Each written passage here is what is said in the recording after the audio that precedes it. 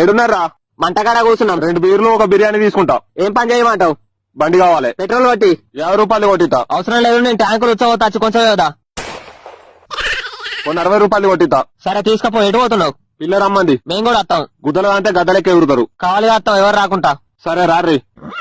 అయినా నీకు బండి ఎందుకు రా? బస్ లో ఫ్రీ ట్రావెల్గా 10-11 దాకా నడుతాయి బస్సులు.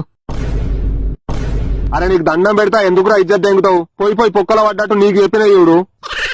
అయినా నా బండి ఎందుకు? ఎవరికైనా దొరికిన నాకు కుట్లు దగ్గర తింటారు. నీ ఎన్ఫీల్డ్ ఉంది కదా, వేసుకోను. నా బుల్లెట్ వేసుకొని నైట్ ఆ గల్లీలలో వేయింది అనుకో, నోటు సార్ పోతారు ఆడోళ్ళు.